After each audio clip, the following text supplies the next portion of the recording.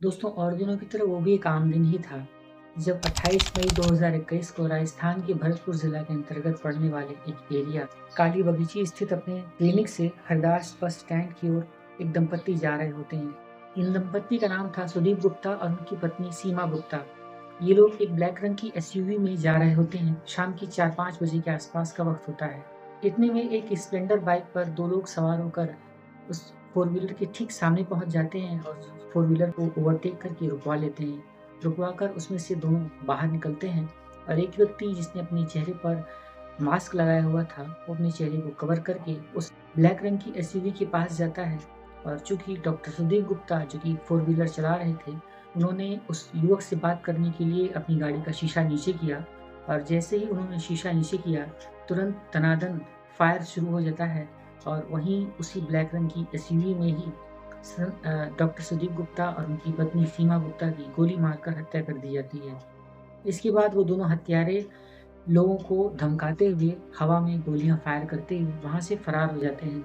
और main road पर जब इस तरीके से एक सीसीटीवी फुटेज वायरल होती है तो पुलिस प्रशासन में और भरतपुर जिले में हड़कंप मच जाता है कि आखिर शहर के नामी डॉक्टर डॉक्टर सुदीप गुप्ता और उनकी पत्नी सीमा गुप्ता की इस तरह बेदर्दी से हत्या किसने कर दी थी। तो जो एक वजह निकलकर सामने आती है कि महज एक हत्या नहीं थी, बल्कि लालच, हवस, अवैध संबंध, धोखे और बदले की एक बहुत ही सोची समझी स्क्रिप्ट लिखी गई थी जिसे 2 साल बाद अंजाम दिया गया। और इस बदले की स्क्रिप्ट में 4 जिंदगियां तबाह होकर रह गईं और 4 लोगों को अपनी जान से हाथ धोना पड़ा।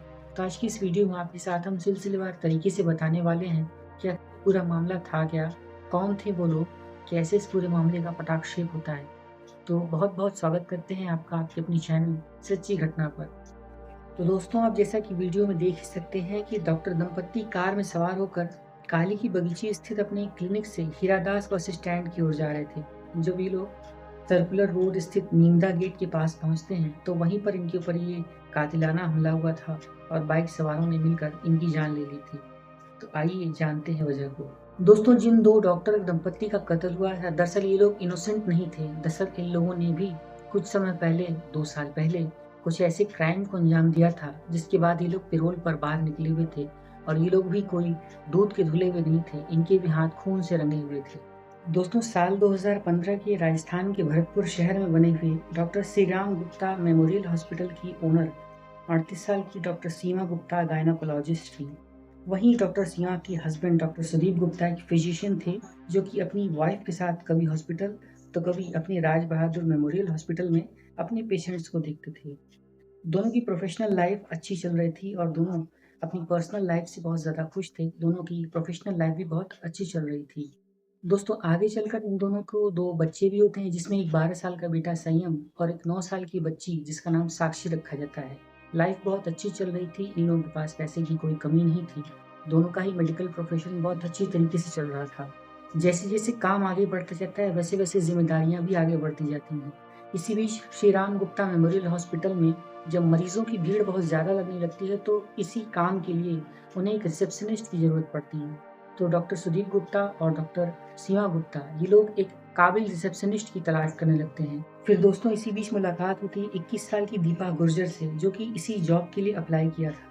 तो दोस्तों दीपा धौलपुर शहर की रहने वाली थी और बहुत ही कम उम्र में यानी कि 17-18 साल की एज में ही उसकी शादी कर दी गई थी। और जब शादी हो जाती है तो पति से उसकी अनबन होती है और दोनों की कलह कलेश के बाद इन दोनों का म्यूचुअल अंडरस्टैंडिंग से तलाक हो जाता है।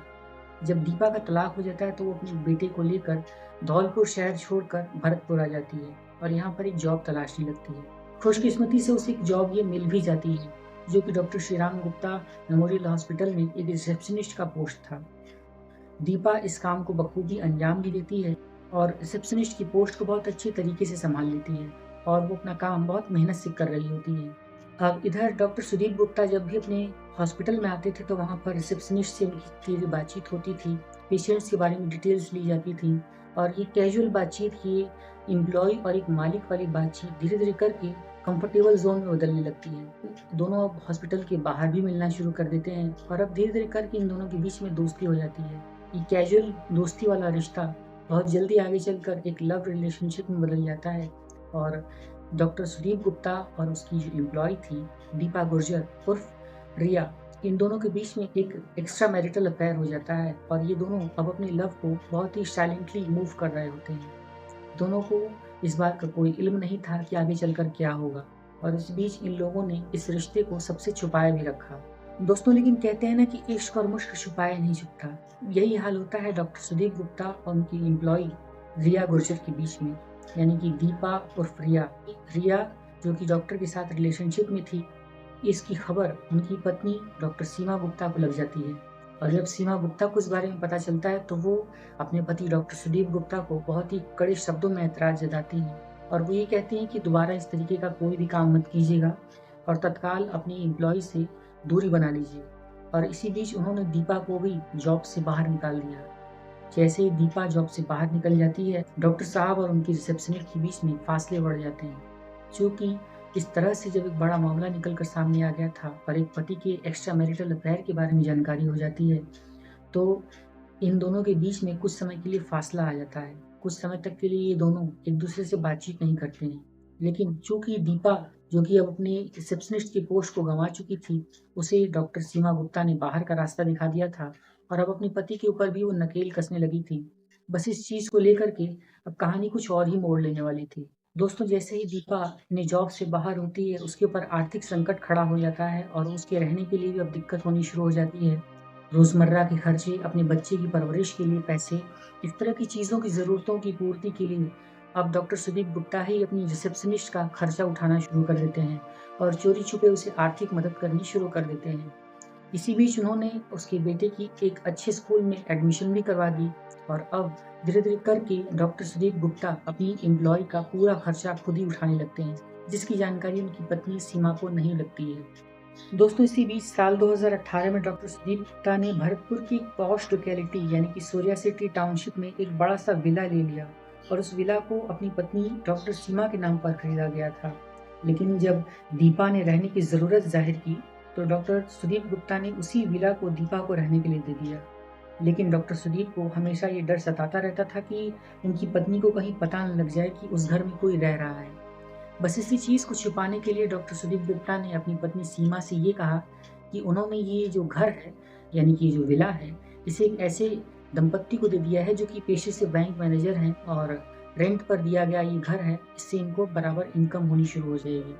चूँकि उनकी पत्नी सीमा कभी उस विला पर जाती नहीं थी, तो उन्हें इस चीज़ का कभी पता ही नहीं चलता है कि इस विला में जो कोई रह रहा है, वो कोई बैंक मैनेजर नहीं, बल्कि उन्हीं की एम्प्लॉई यानी कि दीपा गुर्जर रह रही है, अपने बेटे के साथ रह रही है और उसका सारा का सारा खर्च उनके ही पति सुदीप गुप्ता उठा रहे हैं। तो दोस्तों, जैसे ही दीपा गुर्जर जॉब से बाहर हो जाती है, उसके ऊपर रहने की और उसके पैसों की आर्थिक दिक्कतें शुरू हो जाती हैं। इस चीज़ को भी डॉक्टर सुदीप गुप्ता ने अपने ऊपर ही उठा लिया और अपनी रिसेप्शनिस्ट दीपा गुर्जर की सारी रिस्पॉन्सिबिलिटीज़, उसके पैसे की ज़रूरतें, उसके रहने खाने का खर्चा और यहाँ तक कि उसके बेटे की स्कूल की फीस जमा करने के लिए भी इन्होंने ही सारा जिम्मा उठाया और अपनी रिसेप्शनिस्ट का पूरा खर्चा उठाने लगे। जिस चीज़ की जानकारी उनकी पत्नी सीमा गुप्ता को नहीं लगती है। हालांकि जब सीमा उस बारे में पूछती है और उन्हें इस बात का डर भी लगा रहता था कि डॉक्टर साहब अपनी रिसेप्शनिस्ट से मिल ना रहे हों, तो इसलिए जब भी उनकी पत्नी सीमा ने पूछा तो इन्होंने कहा कि ऐसा कुछ नहीं चल रहा है, हम दोनों के रिश्ते खत्म हो चुके हैं। चूँकि सीमा गुप्ता उस विला पर कभी जाती नहीं थी, तो उन्हें कभी भी शक नहीं हुआ और कभी भी उन्हें इस बात का पता नहीं चलता है कि उस विला में जो रह रही है वो कोई बैंक मैनेजर नहीं, बल्कि उन्हीं की जो प्रेमिका है, डॉक्टर सुदीप गुप्ता की प्रेमिका दीपा अपने बेटे के साथ वहाँ पर रह रही है। और हद तो ये हो जाती है कि डॉक्टर सुदीप गुप्ता ने अपनी प्रेमिका के बेटे का एडमिशन भी करवा दिया और एक अच्छे से स्कूल में उनका बेटा पढ़ना शुरू कर देता है। दोस्तों, इसी बीच दीपा को अपने बेटे शौर्य की फ्यूचर की चिंता भी सताने लगती है। इसी चिंता को मौका बनाकर दीपा ने डॉक्टर सुदीप के सामने एक नई डिमांड रखी। उन्होंने कहा कि वो यहाँ पर एक सलून खोलना चाहती हैं। तो पहले तो डॉक्टर सुदीप गुप्ता इस चीज़ को लेकर परेशान हो गए, उन्होंने साफ-साफ मना कर दिया।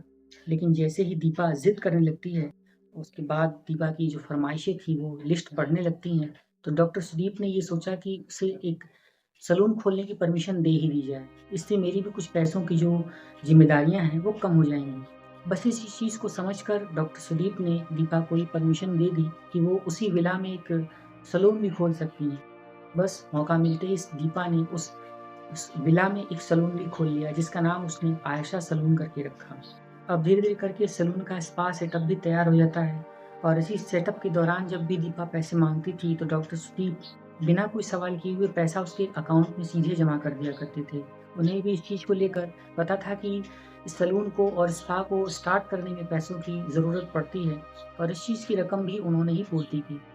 चूँकि डॉक्टर सुदीप के पास पैसे की कोई कमी नहीं थी और वो अपनी प्रेमिका के ऊपर सारा पैसा लुटा रहे थे, तो उन्हें कभी कोई फ़िक्र भी नहीं होती थी। अब जब स्पा और सैलून दोनों स्टार्ट हो जाता है तो काम चलने लगता है। इसी बीच 6 नवंबर 2019 को वो वक़्त था जब उस घर में बहुत बड़ा भूचाल आने वाला था। दरअसल उस दिन डॉक्टर सीमा के हाथ में Ayesha salon and spa centre का इन्विटेशन कार्ड लग गया और उसी कार्ड पर लिखी हुई लोकेशन के आधार पर और चीफ गेस्ट के तौर पर डॉक्टर सुदीप गुप्ता का नाम लिखा हुआ दिखते ही डॉक्टर सीमा के होश उड़ गए। उनके ऊपर बहुत क्रोध आया और उन्होंने सोचा कि अब इस मामले को ख़त्म करना ही जायज़ होगा और उन्हें ये समझ में आ गया कि इस स्पा सैलून को और इस मसाज सेंटर को जो खोला है, उसके पैसे भी डॉक्टर सुदीप ने ही दिए हुए हैं और इसीलिए उनका नाम चीफ गेस्ट के तौर पर, चीफ इनॉग्रेटर के तौर पर लिखा गया है। और इसी बीच उनके मन में ये प्लान आता है कि चूँकि वो अकेले ही जा रही हैं, तो उन्हें अपनी सास सुलेखा देवी को भी लेकर जाना चाहिए और इसीलिए डॉक्टर सीमा ने अपनी सास सुलेखा देवी को साथ लिया और सीधा वो उस विला पर उस महिला दीपा से लड़ाई करने के लिए पहुंच जाती हैं। दोनों के बीच में बहुत भयंकर जोरदार बहस होती है, लड़ाई झगड़े वाली नौबत आ जाती है और इसी बीच डॉक्टर सीमा जो कि अपने साथ एक स्पिरिट की बड़ी सी कैन लेकर के गई थी, उन्होंने अपनी सास सुलेखा की मदद से उसे दीपा गुर्जर और उसके बेटे शौर्य के ऊपर उड़ेल दिया और उसे वहीं पर आग लगा दी। आग लगाने के बाद ये लोग बाहर निकल आते हैं और सोफ़ा, अलमारी जितनी भी चीज़ें थीं जो भी जल सकती थीं, उन सब के ऊपर उन्होंने वही स्पिरिट छिड़का और आग लगाकर वहाँ से फरार हो जाते हैं। ये लोग बाहर आकर इंतज़ार कर रहे होते हैं कि जब तक पूरा विला धू-धू करके जल नहीं जाता, जिसकी सीसीटीवी फुटेज इस समय आप अपने मोबाइल की स्क्रीन पर देख रहे हैं। इसी बीच जब शौर्य और दीपा गुर्जर ये दोनों उस विला में जिंदा जल रहे होते हैं, तो उनका भाई मदद के लिए सामने आ जाता है, जिसका नाम था अनुज गुर्जर। और ये अनुज अपनी बहन को बचाने के लिए कंबल ओढ़कर उस जलते हुए विला के अंदर तो जाता है, लेकिन वो अपनी बहन को बचा नहीं पाता है और वो खुद भी झुलस जाता है, जिसे कुछ दिनों की ट्रीटमेंट के बाद वापस घर भेज दिया जाता है। उसकी मेडिकल हालत रिकवर हो जाती है। इधर अब जब अनुज को ये पता चलता है कि उसकी जो बहन थी दीपा और उसका जो भांजा था शौर्य, इसे जिंदा जला दिया है और जिंदा जलाने वाला कोई और नहीं, वही डॉक्टर सुदीप की पत्नी सीमा गुप्ता और उसकी सास सुलेखा रही हैं। तो वो बदले की आग में जलने लगता है। अब वो किसी भी तरह से इन दोनों से बदला लेना चाहता था, लेकिन कहानी अभी कुछ बाकी थी और कहानी का कुछ और मोड़ आना अभी भी बाकी था। इधर जब एक विला में इस तरह से आग की खबर पहुंचती है और जिंदा लोगों के जलने की बात सामने आती है, तो मौके पर पुलिस भी पहुंच जाती है। पुलिस ने भी अपने स्तर से काम किया और दोनों के शवों को बाहर निकलवाया। बाहर निकलवाने के बाद उन्हें भरतपुर के डिस्ट्रिक्ट हॉस्पिटल में भेजा जाता है, जहाँ पर उनका पोस्टमार्टम चलता है और पोस्टमार्टम रिपोर्ट में ये पता चलता है कि दरअसल इन लोगों की जिंदा जल जाने के कारण मौत हुई है और साथ-साथ वहाँ पर जो एफएसएल की टीम थी, वो भी उस घर में जाकर जब जाँच पड़ताल करती है, तो उन्हें स्पिरिट की वो बॉटल मिलती है, जो कि डॉक्टर सीमा गुप्ता अपने साथ लेकर के गई थी। इसके साथ उस स्पिरिट की बॉटल को अपने कब्ज़े में लेकर पुलिस जब तफ्तीश करती है, तो ये पता चलता है कि दरअसल सीमा गुप्ता और उनकी सास सुलेखा ने मिलकर उस विला में आग लगा दी थी और इन दोनों को यानी कि शौर्य और उसकी जो माँ थी दीपा, इन दोनों को जिंदा जला दिया था। इस मामले में तुरंत कार्यवाही होती है और उन दोनों को गिरफ्तार कर लिया जाता है, जिसमें डॉक्टर सुदीप को भी शामिल किया जाता है। इस तरह डॉक्टर सीमा और सुलेखा को अरेस्ट कर लिया गया और कोर्ट में प्रेजेंट करने के बाद जयपुर की सेंट्रल जेल भेज दिया गया। वहीं पर डॉक्टर सुदीप को एक क्रिमिनल कॉन्स्पिरेसी का सबूत मिटाने के लिए और एविडेंस को छेड़छाड़ करने की जुर्म में पुलिस ने आरोपी माना और उन्हें भी जेल की सलाखों के पीछे भेज दिया गया। लेकिन कहते हैं कि धीरे-धीरे करके कानून का शिकंजा कमज़ोर होने लगता है और पैसों के दम पर आरोपी बाहर आ जाते हैं। बस होता वही है, इस केस में भी डॉक्टर सुदीप, डॉक्टर सीमा गुप्ता और उनकी सास सुलेखा देवी धीरे-धीरे करके जेल की से ज़मानत लेकर बाहर आने लगते हैं। यानी कि 6 महीने के अंदर यानी कि अप्रैल 2020 में सबसे पहले डॉक्टर बेल पर रिहा हुए, फिर जून 2020 में उनकी माँ सुलेखा और अगस्त 2020 में डॉक्टर सीमा भी जेल से बाहर आ जाती हैं। जैसे कोई एक लंबा सा ब्रेक चल रहा हो और धीरे-धीरे करके सब लोग जब कानून की पकड़ से बाहर हो जाते हैं, तो इस चीज़ को देखकर दीपा का जो भाई था अनुज, वो बहुत गुस्से में आ जाता है। उसे ये लगता है कि पूरा केस खत्म हो गया, उसकी बहन चली गई, उसका भांजा चला गया और उसके कुछ आरोपियों को अब तक कोई सज़ा भी नहीं हुई और वो सब इज्जत बाहर निकलकर बाहर घूम रहे हैं। बस इस चीज़ को समझकर अनुज ने अपनी बहन का बदला लेने के बारे में सोचा और उसने ये कहा कि उसे अपनी बहन का प्रतिशोध चाहिए और उसने डॉक्टर सुदीप से संपर्क किया और उनसे ये कहा कि उसे अपनी बहन की तरफ से 50 लाख रुपए का मुआवजा चाहिए और वो अपनी बहन का हिसाब लेना चाहता है। चूँकि अनुज पहले से ही आपराधिक किस्म की प्रवृत्ति का एक लड़का था, जो कि 16-17 साल की उम्र में भी जेल जा चुका था और कुछ आपराधिक रिकॉर्ड भी उसके नाम पर दर्ज थे। और इस तरह से जब वो जुवेनाइल कोर्ट से बाहर निकल चुका होता है और अब 23-24 साल की उम्र में एक हट्टा-कट्टा नवयुवक बन चुका होता है, तो उसके इरादे कुछ और ज़्यादा बिगड़ जाते हैं। सीधे-सीधे उसने 50 लाख रुपए की रंगदारी या फिर यूँ कहें कि एक ब्लैकमेलिंग की रकम माँगी, जिसे डॉक्टर सुदीप ने सीधे-सीधे पूरा भी कर दिया। और उन्होंने ये सोचा था कि इस पूरे के पूरे केस को वो रफ़ा-दफ़ा कर देंगे और पैसे के बाद अब ये केस बंद हो जाएगा। लेकिन उसका जो भाई था अनुज, वो अब अपनी बहन के प्रतिशोध को तो भूल चुका था और अब वो डॉक्टर से एक ब्लैकमेलिंग का सिस्टम शुरू कर देता है। अब वो जहाँ पर एक प्रतिशोध की भावना पीछे जा चुकी थी और एक ब्लैकमेलिंग, एक लालच और एक सुनियोजित साजिश को अंजाम देने की फ़िक्र निकल कर सामने आ चुकी थी। एक तरीके से यूँ कह सकते हैं कि अनुज ने अपनी बहन दीपा की मौत को इन कैश कराना शुरू कर दिया था। बस इसलिए उसने अब डॉक्टर सुदीप गुप्ता से उनका पूरा का पूरा हॉस्पिटल और साथ-साथ 1 करोड़ रुपए कैश की भी माँग कर दी, जिसे डॉक्टर सुदीप ने साफ-साफ मना कर दिया। चूँकि अनुज जो कि खुद ही एक गुंडा और बदमाश था, उसका सर्कल भी बिल्कुल वैसा ही था। जैसा कि मैंने पहले बताया कि अनुज पहले भी जेल की सलाखों के पीछे जेल काट चुका था। तो उसका जो साला था यानी कि उसका ब्रदर इन लॉ दौलत गुर्जर, जिसे लोग भोलू पहलवान के भी नाम से जानते थे, वो ब्याज पर पैसे देने का काम करता था। और अनुज का ममेरा भाई महेश कसाना उसी भोलू पहलवान के लिए काम करता था। महेश का काम था उन लोगों से पैसे वसूलना जो कि ब्याज समय पर नहीं दे पाते थे या रकम अदा नहीं कर पाते थे और ये लोग मिलकर उसे डरा-धमकाकर पैसों की रिकवरी का काम शुरू किया करते थे। और इसी तरह से इसी प्लानिंग में एक और रिश्तेदार जो कि अनुज का ही रिश्तेदार लगता था, उसका नाम निर्भान सिंह है, वो भी साथ आ जाता है। तो ये सभी लोग जब इकट्ठा होते हैं तो निर्भान सिंह ने अपने घर पर ही इन सभी लोगों को रोका रखा और वहीं पर पूरी प्लान को तैयार किया जाता है। जहाँ पर ये पता चलता है कि डॉक्टर साहब जो हैं, वो गोगा जहांगीर मंदिर से दर्शन करके डेली या फिर यूँ कहें कि अक्सर एक ही रूट से आया करते हैं, क्योंकि नीमता गेट के पास का इलाका पड़ता है। और वहाँ पर चूँकि भीड़ है, सुनसान एरिया पड़ता है और कोरोना का टाइम चल रहा था तो ज़्यादा भीड़-भाड़ होती नहीं थी। तो इस चीज़ को समझकर इन लोगों ने पूरी की पूरी प्लानिंग को वही नीमता गेट के पास अंजाम देने के लिए सोचा और इन लोगों ने पैसे का व्यवस्था किया और साथ-साथ गन की इंतज़ाम किया। और चूँकि जो लोग रिकवरी के टाइम पर अपने पैसे अदा नहीं कर पाते थे, तो उनके सामान रखवा लिए जाते थे।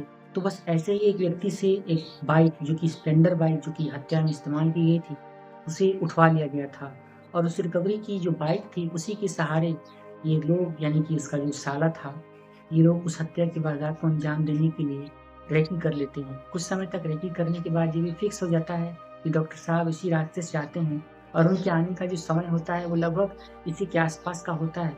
तो इन लोगों ने इस चीज़ को अंजाम देने के लिए फुल प्रूफ प्लान तैयार कर लिया और डेट आ जाती है 28 मई 2021 की, जब इन लोगों ने इस वारदात को अंजाम दिया। आगे अनुज और महेश बाइक से निकल गए। अनुज ने अपने चेहरे को लाल गमछे से ढका हुआ था ताकि कपल उसे पहचान न पाए और स्प्लेंडर बाइक महेश कसाना को चलाने के लिए दे दी।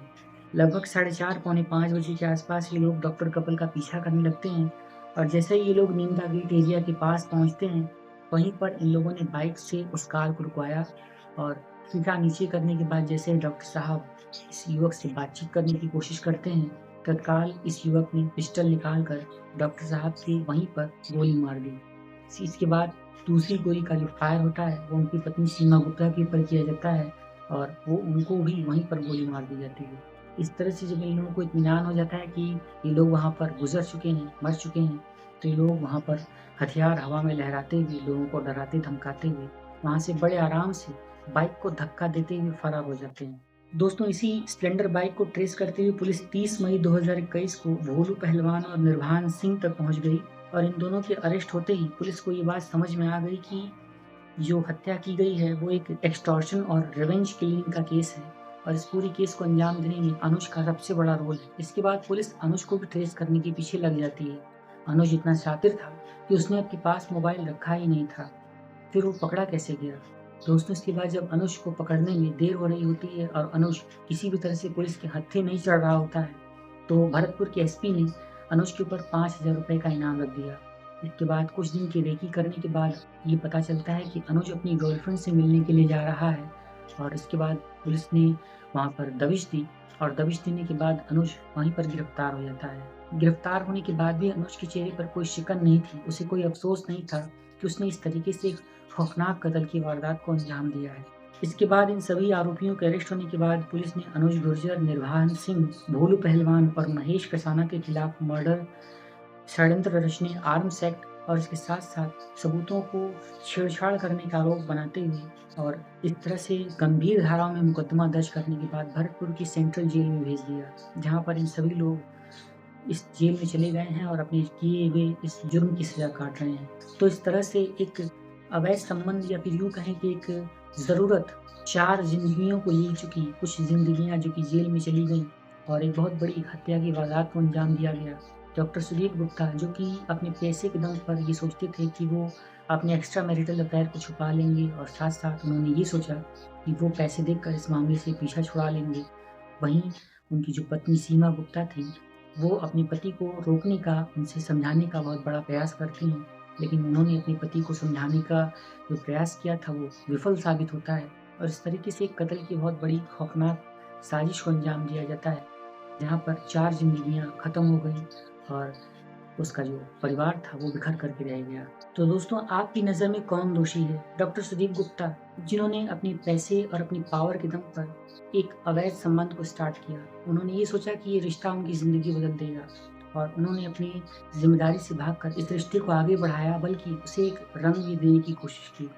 और वहीं उनकी जो माँ थी सुलेखा, उन्हें अपने गुस्से पर काबू पाना चाहिए था। तो दोस्तों इस पूरी सच्ची घटनाक्रम को सुनाने का उद्देश्य किसी का भी दिल दुखाना या किसी को भी परेशान करना नहीं है। दरअसल 28 मई 2021 की जो सच्ची घटना थी, ये घटना हमें और आपको अलर्ट करने के लिए काफ़ी है, ये बताने के लिए काफ़ी है कि जुर्म जब हमारे सामने आता है तो उसकी किसी भी प्रकार से कोई भी फेस हो सकती है। कई बार जो हमें जैसी चीज़ें दिख रही होती हैं वो वैसी नहीं होती हैं। उनके पीछे का जो किस्सा सच होता है वो कई ज़िंदगियों के ऊपर भारी पड़ता है, जो कि एक सच्ची घटना बन जाती है। तो आप कमेंट करके ये ज़रूर बताएँ कि क्या डॉक्टर सुदीप गुप्ता की गलती थी, जिन्होंने एक इतना बड़ा अपनी पत्नी के रहते हुए भी इतना बड़ा एक अवैध संबंध स्टार्ट किया? क्या उनकी रिसेप्शनिस्ट दीपा की गलती थी, जिन्होंने अपने पति को खोने के बाद, अपने पति को छोड़ देने के बाद डॉक्टर सुदीप गुप्ता के साथ इस तरह से एक एक्स्ट्रा मैरिटल अफेयर स्टार्ट किया, जो कि उन्हें ये पता था कि उनकी शादी नहीं हो सकती है और उस व्यक्ति के साथ जिसने उसे रोटी दी, रोज़ी दी, उसके पास रहने के लिए घर दिया, छत दी, उसकी रिस्पॉन्सिबिलिटीज़ उठाई और इस तरह से रिश्ते को स्टार्ट किया, क्या ये सही था? क्या उसका जो भाई था अनुज गुर्जर, जो कि पहले अपनी बहन का प्रतिशोध लेने के लिए सही रूप से लड़ रहा था, वो अब अपनी बहन का प्रतिशोध लेना भूल करके अपनी बहन की इस मौत को इनकैश कराने लगता है, उसे ब्लैकमेलिंग का रूप दे देता है। केस लड़ने की और अपनी बहन के इस हत्या के मामले में प्रतिशोध लेने का कानूनी रास्ता भी हो सकता था। और वहीं डॉक्टर सुदीप गुप्ता, जो कि इस पूरे केस में सबसे बड़े कल्प्रिट थे, उनका इस संबंध में कुछ अलग ही बयान रहा। तो आप कमेंट करके अपनी राय और अपने विचार ज़रूर बताएँ। और इस तरह की घटना को सुनाकर हम आपको अलर्ट करना चाहते हैं, जागरूक करना चाहते हैं। आपका इस पूरी घटना के संबंध में जो भी कहना है ज़रूर कमेंट कीजिएगा। वीडियो अगर अच्छी लगी हो तो इसे एक लाइक करिएगा। चैनल सच्ची घटना को सब्सक्राइब कीजिएगा और बेल आइकन को ऑल पर सेट कीजिएगा। एक नई वीडियो लेकर एक नई सच्ची घटना के साथ आपसे बहुत जल्द मुलाकात होती है। देश, दुनिया और जुर्म की ताज़ा तरीन खबरों के लिए आप हमारे चैनल सच्ची घटना पर बने रहें। वीडियो को यहाँ तक देखने के लिए आप सभी का बहुत बहुत धन्यवाद।